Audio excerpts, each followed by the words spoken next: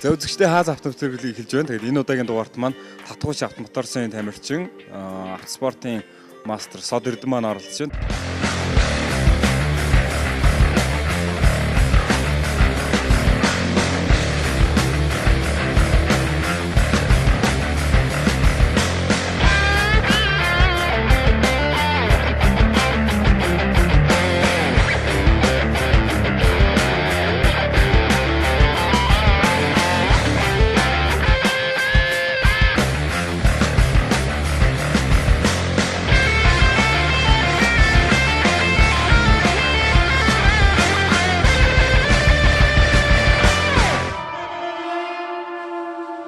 Сод Эрдэнэ өдрөө минь сайн байна уу? Сайн байна уу та.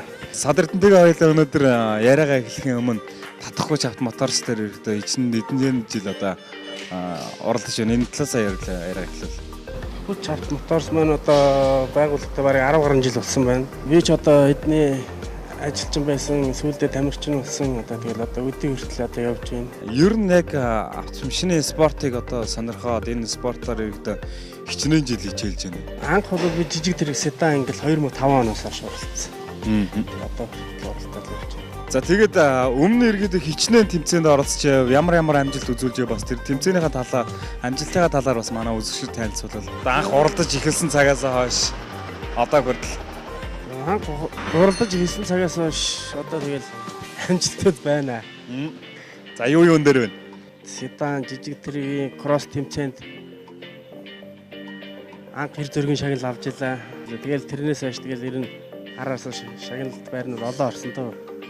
Ямар тэмцээн дээрээс шагнал хүрдэг. Жижиг тэрэгний алтан хүрдгээ тэмцээн болдог гэсэн. Алтан хүрд тэмцээн. Тэр нь одоо хэдээс хэдэн оны хооронд болдог гэсэн. Чи одоо 2005-аас 2007 оны хооронд байсан. Тэр хэмжээл байсан та. Тэр жижиг тэрэгний уралдаан цуврал тэмцээнд орж ер нь нэлээд амжилт гарч ирсэн та. Батүлэг дээрээс бол одоо яг энэ кроссын тэмцээн дээрээс Жарисын кросс тэмцээнд бас уралдаад нэлээд олон жил болж байна. Анх Жарисанд ороход бол туршлага дутж байсан. Одоо л ер нь жигдэрч эхэлж шүү. Жарисандаа гарч байна. Анх Жарисыг ч унчаал араас ойгооч мэдэхгүй одоо бууж ирээ асууж ирсэн түүх байна одоо. Тойрч чинь мост хойшоо ил урагшаа үлээ асууж иж. Тэгээд найзуудаараа шоололоо гэж байна. Батүлэгт уралдаад би ч одоо төрүүлж үзээгүй байна яг үндэ. Төрүүлхийг маш их хүсэж байгаа. Төрүүлээд одоо 2 дугаар байр, 3 дугаар байр, 4 дугаар байр одоо тэгэл 5 6 гэл иймэрхүү л яваад байна. Батүлэг дээр одоо бас бидний сайн мэдэх Болдбаатар гэдэг тамирчин бас нэлээд амжилттай оролддог бах тий. Батүлэг ч одоо автомаструудын холбоо болсон. Тэгээд Болдбаатар байна, Ариун болд байна, Домдор Жавраг байна гэдэг. 3 аврагын тулаан болж ийн ер нь бол аврагуудаас сурж сонсох юм их байна. Аврагуудын машин мундаг байна үнэхээр. Өөртөө ч мундаг байна. Ер нь тэгээд машинаа сайн янзлуул ер нь амжилт гаргах юм байна гэдгийг өөрөө сайн мэдж байгаа хичээж машинаа засаж байгаа. Автомастер гэдэг бас ерөнхийдөө нэлээд их хүндтэй цалыг бас эзэмшдэг юм байна. Тэгээд ер нь хэдэн онд яаж авав хичнээн тэмцээнд ерөнхийдөө төрүүлж яж энэ нэр хүндийн цалыг авав. Жижиг тэргээр уралддаг байхдаа жижиг тэргээр 3 4 төрүүлсэн. Тэгээд спортын дид мастер цал авч ирсэн. Тэгээд дараа нь Жарисаар уралдаад мастер цалтай болсон да. Тамирчин хүн гэхээр л дандаа л ингээл машинтайгаа нацдаа дандаа л уралдаж идэв шиг гэдэг хүмүүс ойлгодог. Одоо яг Сод Эрдэнэ маань хувьд чөлөө цагаараа ерөнхийдөө бас юу хийж ерөнхийдөө яаж байна бас тэр талаас одоо нэг танилцуулбал.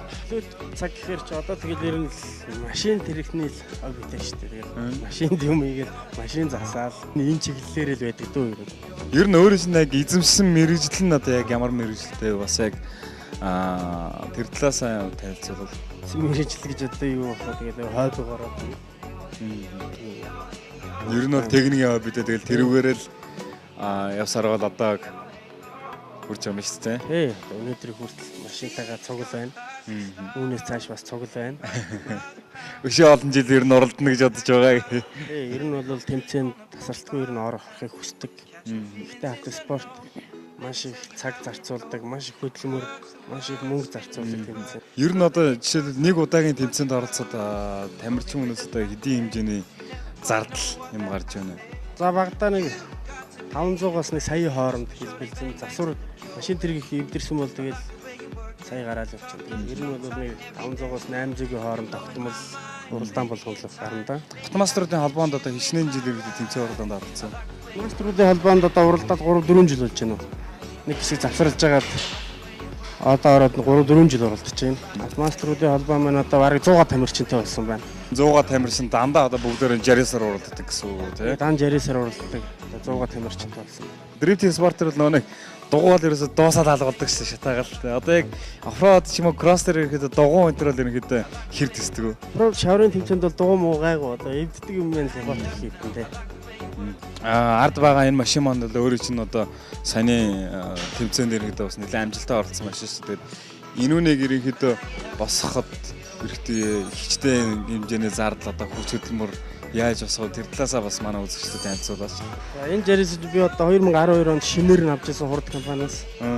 Аваад одоо өнөөдөр хүртэл тасдагын тастаал тайрхын тайраал тэгээд янз болгоол завгар болгоол тэгэл явж байна даа. Энэ одоо мотор хараах ерөөдөө яг янзсан уу эсвэл одоо яг өөрийнхөө байгаа юу? Ер нь энэ дээр бас яг ямар өөрчлөлтүүдийг хийв? Мотор хараах нь яг өөрийнхөө энгийн мотортой. Баг зэрэг засваруудын хүч оруулах талаас тэрнээс яг стандарт яг жарисаар нь болж байгаа.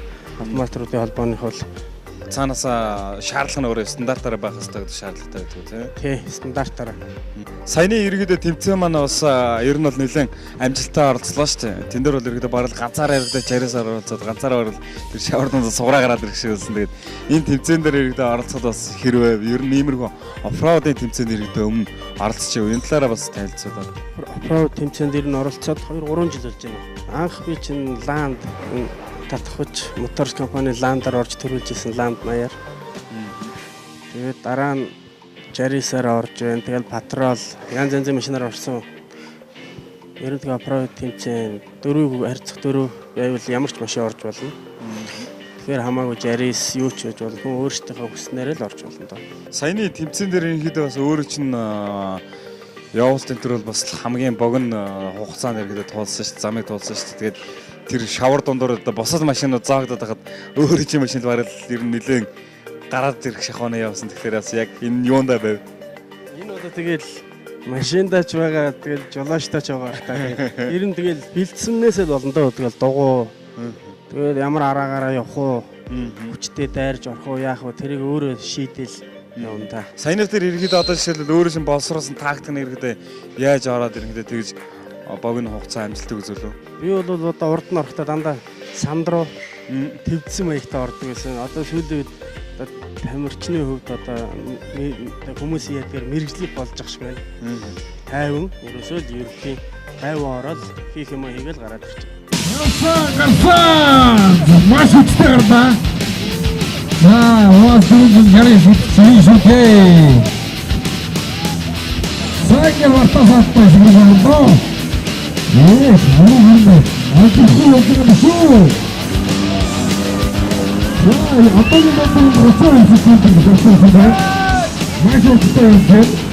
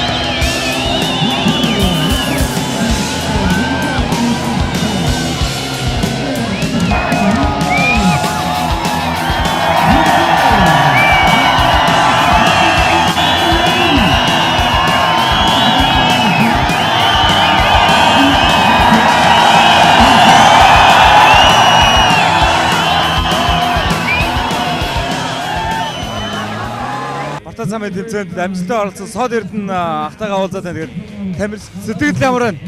Сэтгэл маш өндөр байна хөө. Тий. Өмнө иргэд яг иймэрхүү тэмцээн оролдоод амжилт гаргаж ирсэн түүгөөнүүд байна. Гаргаж ирсэн. Нэгдүгээр байр, хоёрдугаар байр ер нь шагналт байранд орж ирсэн. Өнөөдрийн тэмцээний зохион байгуулалт хэрэг. Энэ тэмцээний зохион байгуулалт сайхан байна. Ер нь бол гоё хөгжиж байгаа энэ тэмцээн.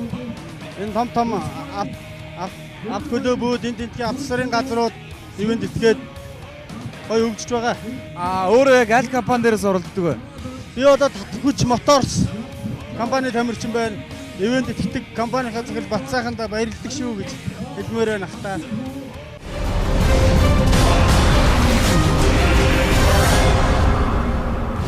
Машиныхаа талаар иргэдэд хоёлын жоохон дэлгэрэнгүй танилцуулъя л да. Ерөнхийдөө яг энэ машин маань анх үйлдвэрөөсөө ямар машин байв, энэ дээр юу хийгдсэн юмнууд нь яг юу хийдэг, тэр талаар нь бас манай үзэгчдэд танилцуулбал. Одоо үйлдвэрөөсөө нэг бардагтай супер жирис аваад, бардагыг аваад, сандалуудыг аваад, ерөөсөө юмнуудыг тайлал. Тэгэл ерөнхий яг мотор кроп, арам, яг жарисараа арьсан жарисараа тэгэл байж байгаа. Өөр илүү тоног гэхээр одоо дугуй байна, либотик байна. Тэгэл энэ усны снокер байна. Иймэрхүү юмнууд хийж байна дөө. Зөв каркас энэ төргээл. За ер нь бол тэгээд ардталтууд угаасаа шалмал гэдэг юм байхгүй юм шүү дээ. Энэ машин маань одоо яг жин хичнээн том бай. Тон 2-300 байгаа да.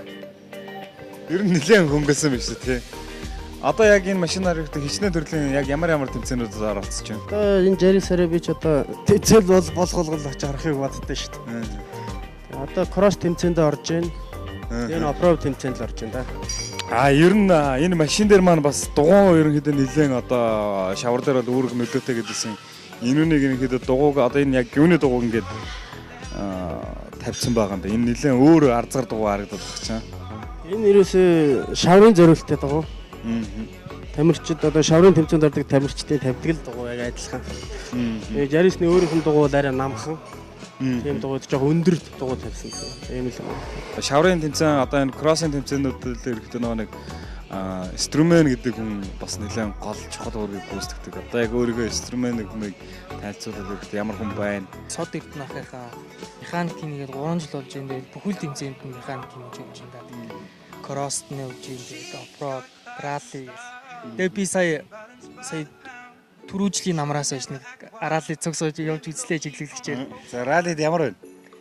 Тэгэл хэцүү шүү дээ. Амар донслохоотой баг 30-40 минут чинь ингээд сэгсжүүлээ явчихчихсан л хэцүү. Тэгээд амгүй хойно нэмэлт арж чаддаг тавьсан гэрмэнийгээ шалгаа тэгээд зам зааж өгнө талаас. Уралдаан дээр бол ерөнхийдөө тамирчин маань машинаа бариад замаа хараад явахаас бусдыг нь бол ерөнхийдөө чийл юм шүү дээ. Машин дээр анхаарал хандаад хаана юу нь болохгүй байх гэдэг. Кросс, ралли одоо энэ оффроуд энэ төр дээр ерөнхийдөө бас нэлээд олон явсан баг. Тэгээд эдний ерөнхийдөө хоорондоо яг стурменийх нь ялгаа нь юунд дээр вэ? Кросс нь болохоор ганц жолооч уралддаг. Би машиныг бэлдээд жолооч уралддаг. Хажууд суудаг байхгүй. Оффроуд юм уу ралли хажууд нь суудаг шүү дээ. Оффроуд нь хэцүү шүү хамгийн хэцүү. Хараалын жагуу суугаад хажууд нь суугаад яваал байна. Оффроуд нь тэгэл машин суулаа, буугаад либот зүүн хороосоо байж шавар шавхаад байгаа готгодаад. Ер нь оффроудд яг саяны морингийн даваанд болсноос өөр ерөнхийдөө яг тэмцээн уралдаан хаагур болж байна. Хавар нэг Pajero клубын зохиосон тэмцээн зурсан. Тэр битээр мэрэгжлийн ангилд ямар ч либотггүй тэг шууд гарцсан. Тэгээ би ерөөсө буугаагүй л те. Буугаагүй явсараа гал 2 дугаар ирсэн. Либотггүй тэгээ стурменээ буулахгүй явж 2 дугаар байранд орно гэдэг бол бас нэлээд амжилт ийсэн. Мэдээж хүн нэг дуртай юмаа хийх бас нэг өөр шүү дээ. Одоо яг энэ дээр ирэхдээ чиний яг эндээс авч байгаа капин нэргээд яг юунд вэ? Одоо яг дуртай зүйл нь. Капин тэгэл машин хоордогч. Хордлох л юм тэгэл кап штэ. Эсвэл одоо ямарваа нэгэн батаас адраа өстой азаргалах гэдэг юм те. Одоо саяны нэг эргрөө буу авирах энэ шиг одоо иймэрхүү нэг тийм айцтай мөртөө нэг каптай юмнаас хэрэгтэй. Айц ялгаруулсан тийм солиотой ч юм те. Тэр нэлийн ялгарсан юм дээрээс. Тэрнээс л кап штэ. Өөрөөр хэлбэл одоо яг энэ машин техник юм дээр хэрэгтэй стурмений үүрэг оролцсон юу гэдэг юм бэ? Бүхэл юм ин гардаж байна шүү дээ. Юус олон хүн янзлахгүй ганцаараа л хийвэл тэгээд яагаад гэвэл ганцаараа хийвэл өөрөө би энэ юм хийцэн энэ юм хийн гэж мэддэг болохоор олон хүн янзлна шүү дээ нэг машиныг тэр нь тийм хийх ёстой гэд хийгээгүй байх тохиол тэрнээс бол зөндөө алдаа гардаг. Яг гардаж өөрөө нэг хүчлэн ингээд бичиж байгаа Одоо тэгэхээр бичиж байгаа сервисээ хийн хэр чи одоо энэ машиныг бараг күзэн дээрээс нь бараг бүх юм одоо босгосон гэсэн үг. Мотор хороо бүгднийг зассан. Бүх юмын шалган засгийн засна. Одоо л ер нь бараг хэр баргийн нэг засварчнаас ер нь дутгааргүй мэдлэг чадвартай гэсэн үг тий. Бараг тэгж байна. Ер нь тэгээд яг энэ уралдаан дээр явж байхад ерөнхийдөө нэг тийм рисктэй ч юм уу эсвэл тийм эрсдэлтэй юм ер нь хэр гарч ив тэр талаас бас. Эрсдэлтэй юм гарлгүй яг тэгээд бүр ингээд уул руу даваараа өгсөж байгаа юм зү. Даваараа өгсөөд ингээд машины хамар нь тэнгэр харцсан. Цаана юу байгаа юм боо мэд. Тэгэл дээр нь гарахад амар өндөр тийм ороо газар чинь тэгэл хар ачаараа боож байгаа юм чинь. Тэгэл ер нь нэг сая намар уснаар раллид явж байхад тоосон дунд юу ч харагдахгүй явж байгаа. Нэг жалга гараад ирдээ. Тэрийг очиж мөргөөд яг уртлаараа. Тэгээд хойтлон нэг босч ирээд буугаал гэсэн. Тэгээ ямар ч өөр гинтэл юу аа. Тэнд явж байгаа чинь харин урд мост болсон бай тээ. Тэрнээс өөр гинтэл машин гараагүй. Хамгийн Гамбаяр маань өөрөө ирэхдээ босод үе дээр юу хийж ин одоо тэнцээ уралдаанд ороогүй машин дэгнээс сервис янзлаагүй үедээ. би тэгээд хичээлээ яж байгаа машин тэргэл янзлж. Өөр юм сонирхдаггүй шүү дээ. Хаан сурдаг. Батлан хамгаалагч сурдаг. Инженер анги. Чи нэг 3 дугуйтай дугуй хийсэн гэдэг жийсэн тийм. За. Тэр ирэхдээ хийгээд хэрэгцүү. Нэг ингэ шүү дээ. Мархан. Зүгээр би гадаад энэ сайт дээрээс нэг машинуудын цуглаан болдсон шүү дээ. Одоо дрифтинг гэдэг. Уулзалт митинг тэрэн дээр ингээд тэр дунд чи явж идэх тэр дугуйчаа. Тэрийг харж байгаа зүгээр хоббигоороо. Зохиогоод хийсэн. За үнэхээр бас мундаг авиаслаг стурмэн тэгээд дараа шин тэмцээн уралдаанд нь амжилт хүсье. Өшөө сайн амжилттай оролцоорой.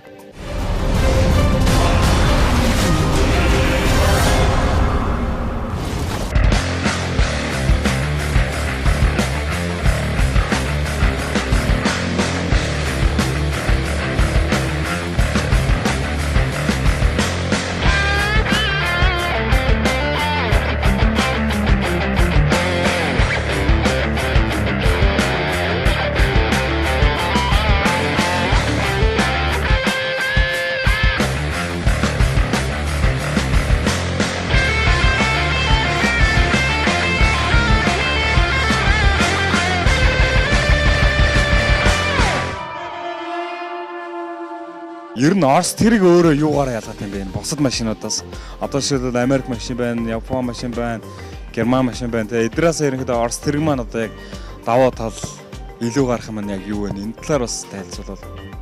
Давуу илүү гарах юм гэвэл энэ ч одоо өөрөө баг байл дээр зориулттай машин шүү дээ. Бартаа сааданд явах. Ер нь тэгээ гарын дор юм эдэр шингэхэд ер нь л тэгэл нэг бах актирх бах тэр нь болгондоо. Тийм гарын дор машин л та. Одоо ланд маань тэгэл Герман тэрэг мэрэг бол гитвш унтарчуд юу нөө хугацаа их алдна. Орос тэрэг бол ер нь энгийн гэж ярьж байна. Ер нь бол ажиллах зарчим энгийн тийм. Тийм энгийн. Одоо нэг бригадын дарга нар бол ерөөсөө бах төмөр уцаар тавихад жирээсийг бол асаагаад хааж өргөдөг гэдэг. Яг тэрэн шигээ ерөөдөө туулах чадвар бол маш нэлээд сайн баг тийм. Туулах чадвар бол мундаг сайн шүү. Ер нь Орос тэрэгний маань одоо гидр мидер ч юм уу ер нь бол айгүй хатуу гэж ярьдаг. Энэ тал дээр бас ер нь хэр байдаг вэ? Ер нь бол явдал мовдал ер нь бол хатуу шүү дээ. Одоо сүүлийнх нь бол гидр метртэй болсон байлаа. Тэгээ одоо бид нар ч уралдахаараа гидр метрийн бүр тайлаа авчгаад механикаар нь уралдаг. Механикаар нь хэрэг нэлээд хүнд одоо өстөө нэг гарын шууны бяраар л явна гэсэн үг. Тий, одоо тэр одоо шууны бяраар явна. Ер нь бол гар цуцсан. Юу л да эвдэрлийн гэлээ аюулгүй байдлын талаас л тэр гидр метрийг авч байгаа юм л та. Ер нь механикаар уралдаж байгаа. Аюулгүй байдал талаасаа гэхээр одоо яг давуу тал нь юу нэ? Жишээлбэл гидртэй машины ирмэн тасрахад өрүүл бүр амар хатуу бол. Тэгээ ирмэн тасраад өрүүл хатуу байснаас энэ арай зөөлхөн. Аваа эзэн нэрхэд арай зөөлөн гэж юу? Зөөлхөн. Тэгээд эвдрэл байхгүй л гэсэн үг л дээ. Цолог оролддог байхад жирээсөө лонголтаал бас жирэл ирээсээ давхиад идэв. Өөрөө ер нь яг тиймэрхүү тохиолдол төр учирж юу? Учирж ийсэн зөндөө. Ер нь бол хэд унжижсэн ш. Тэгээд яг тэгэхэд ирэхэд ямархуу байд юм бэ тэр тал дээр нь? Хамгийн анх унжахт бол баг нүдэ хайсан бохоо ерөөсөө мэдж байгаа баг. Одоо бол ер нь бол унчвал баг босгох л үзэн шүү дээ өөрөөр нь. Би ч одоо сая өнгөрсөн гоо балтаад унгаагаад өөрөөр нь хаацж байгаа 4 дугуйнд өөрөөр нь босгож ирсэн. Унгаагаад хажуудлаараа унгаагаад хаалсан гэсэн үг. Тэр нь яаж босгоно гэсэн. Хажуудлаараа унцсан багт нь өрүүл хандлан дарж байгаа хааллаа босгож ирсэн. Машиндаа ер нь бол гаршчээ. Жарис маань өөрөө ер нь хичнээн хараатай бас нэг одоо нэг маас тундруулагч гэдэг нэг бос юмнууд байгаа шүү дээ. Тэр юмнууд нэрээд бас яг юу гэдэг тэрнийг бас манай хүмүүс танилцуулж өгөөч. Жарис ч одоо урагшаага 4 хараатай. Урагшаага 4 хараатай. Тэгээ хөндрүүлэгч мост гэдэг. Тэр нь давуу талтай. Таврын тэмцээнд юм байна. Энгийний араагаар явна, энгийнийхээ явж чадахгүй хөндрүүлэгчээр явна. Шүү бяртаа болж байгаа гэсэн. Өчтөө зүтг. Одоо нөгөө дөрөв дугуй төгжих мөгжих энэ төр гээд нөгөө нэг яг ажиллахаа замны зарчмууд байгаа шүү дээ тий. Тэр юмнууд нь яаж яваад тий. Дөрөв дугуй яг дедлок бол байхгүй. Дөрөв дугуй бол яг 50-50 төгждөг тийм битэр дифференциалга юм тавьж тий. Тиймэрхүү зарчмаар ажиллана. Орс тэр ер нь бол хамгийн дээд хурд нэр гэдэг хэд үрд вэ? Энэ Жарис. Жарис дээд хурд нэг 180 мая хүрэн шүү. 180 190 мөр бол хүрнэ. Хүргэж яваа нэгээр. Ер нь бол хүргэжсэн 180 мая бол смол дээр бол доорхоно. Одоо энэ уртлын салхины шил байхгүй байл да. Тэгээд энэ нэргээд унж мунаад ингээ хагараад байхгүй болсон гэсэн үг шүү. Зүгээр энүүнийг аваа ийцэн одоо илүү даваад л салхи сөрөх хурд мурд одоо тэр юм дээр нөлөөтэй нүсөөгөө. Энэ одоо яг салхины эсэргүүцлийг л байхгүй болгоод тор хийж байгаа юм. Хоёрт аюулгүй талаас одоо унж ойчход шил хагарна гэдэг үднээс гуравт хөнгөлөх талаас нь л хааж байгаа юм л да. Ер нь Жарис бол салхинд бол бас амар эсэргүүц шүү дээ. Шил аван гэмт 10 мил нэмж ягч шүү дээ. Тиймэрхүү л явж байна. За үзэгчтэй хаа завт нэвтрүүлэг маань үргэлжлэн тэгээд одоо тоон удахгүй та бүхэндээ бас энэ машиныхаа ичдийг иргэд хүч чадлыг та бүхэндээ харуулъя. Тэгээд хамтдаа иргэд яаж явдаг нь сонирцгаая.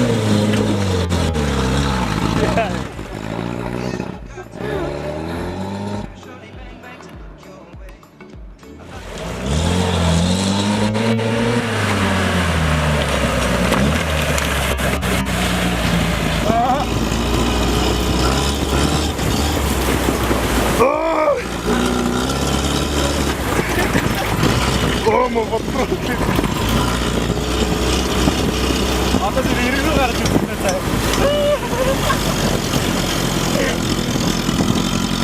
Багын марны гараарай үүрээ.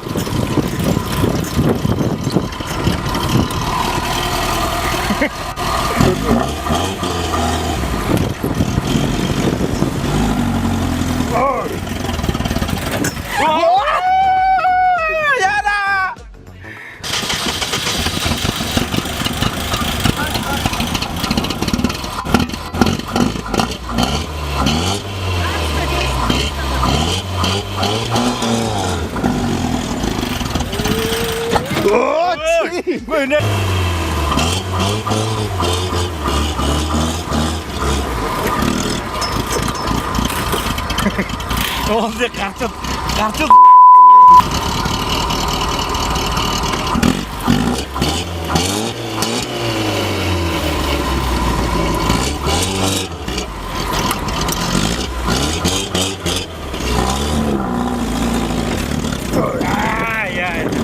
гараад ирсэн шүү ямар ч байсан. Цацаа гэж.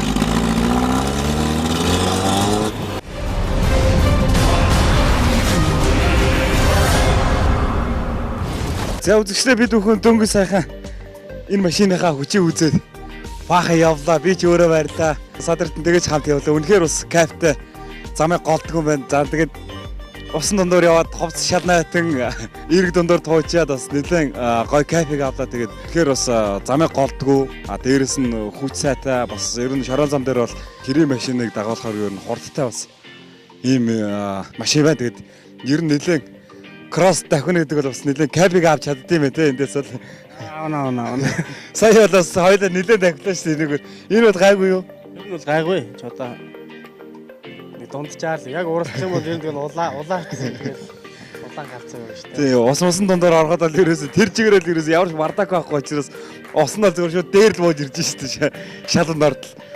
За тэгээд ямар тач үнэхээр энэхүү гоё кайфыг мэдрүүлж чадсан сод эрдэндээ баярлалаа. За дээрэс нь бас энэхүү машины кайфтай спортыг бас сонирхдаг залуучууд бас Монголд өшөө олон болоосоо гэж бас хэлмээр байна. Тэгээд сод эрдэнийгаа цаашаашдын тэмцээн оролдоонд нь амжилт хүсье. За үзэгчдээ хаас автонэвтрүүлэг маань үүгээр өндөрлж байна. Тэгээд энэ удаагийн дугаарт маань Тууч авто моторсын тамирчин спортын мастер сод эрдэн маань оролцлоо. Тэгээд дараагийн дугаар та бүхэн хамт байгаараа өшөө олон сонирхолтой нэвтрүүлгүүдийг бэлдэж хүргэх болно.